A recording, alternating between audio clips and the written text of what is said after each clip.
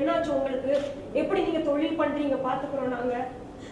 இன்னைக்கு காலையில தொலைக்காட்சியில நான் பேசினதுக்காக 3 நாள் எனக்கு ரொம்ப த்ரெட்டனா இருக்கு. ஃபாரின்ல இருந்து நிறைய பேர் என்ன மிரட்டுறாங்கம்மா.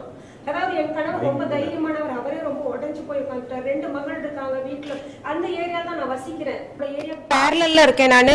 வேலைக்காரங்க வரமாட்டேங்கிறாங்க, அயனுக்கு துணி எடுக்க வரமாட்டேங்கிறாங்க, ஒரு டிரைவர் கூப்பிட்டா வரமாட்டேங்கிறாங்க. எல்லாத்தையும் அவங்க வந்து இது பண்ணி வச்சு ஆட்டோக்கார் எல்லாம் ஆட்டோல கொடி கட்டிட்டு ஒரு மாதிரி இது பண்ணிட்டு இருக்காங்க. வெளியில போக முடியல, வர முடியல. குழந்தைங்களை நான் எப்படி வெளியில அனுப்புவேன்? கச்சேரிக்குன்னு பேசிட்டு நிறைய ஃபாரின் கால்ஸ் பண்ணுறாங்க.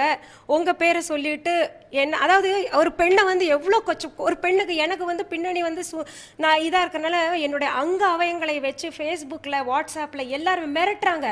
நீங்கள் கச்சேரி பண்ணிடுவீங்களா, கச்சேரி பண்ணிட்டு உங்களுக்கு இது என்ன வருமா, உங்களுக்கு தொழிலே அதுதானு அப்படின்னு சொல்லிட்டு ரொம்ப மிரட்டுறாங்க. 3 நாளாக தூங்கவே இல்லை நாங்கள். எனக்கு அந்த ஏரியாவில் இருக்கிறது ரொம்ப ஒரு மாதிரி பயமாகவே இருக்குது உண்மையை சொல்லணும்னா. செய்தி வாசிக்கிறேன், செய்தி பொதுக்கூட்டத்துலையும் போய் இது மாதிரி பேசுறியா நீ? நான் சொன்னேன், எனக்கு சின்னம்மா தான், எங்களுக்கு வந்து எல்லாருக்குமே சின்னம்மா தான்.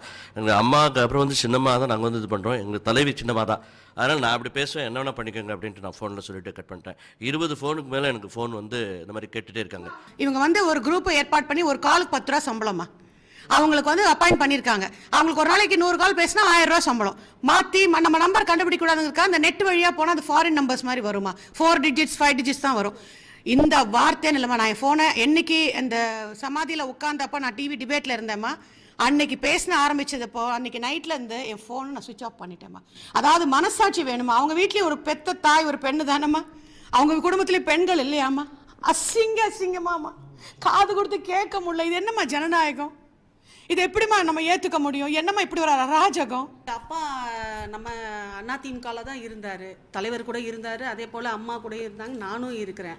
அந்த வழியில் இருக்கும்போது ரவுடி பசங்களெல்லாம் வச்சுக்கிட்டு கலாய்க்கிறாங்க, ஒரு மாதிரி பையன் போகும்போது பேசுகிறாங்க, அனாவசியமான முறையில் வந்துட்டு நீ ஆரம்பத்துலேருந்து ஒரே இடத்துல இருந்துட்டு இருக்க அப்படின்னு ஒரு அகத்தாளமாக பண்ணுறியா, உன்னை என்ன வழி பண்ணுவேன் பாரு, உன் வீட்டை உடச்சிருவேன், உன்னை வந்துட்டு அதை பண்ணிவிடும் இதை பண்ணிவிடுவேன்னு மிரட்டுறாங்க. ஃபோன் கால்ஸில் வந்து பயங்கரமாக மிரட்டுறாங்க. எனக்கு ஒரு பொண்ணு பையன் இருக்காங்க, இன்னொரு பொண்ணு கல்யாணம் பண்ணி கொடுத்துருக்கோம்.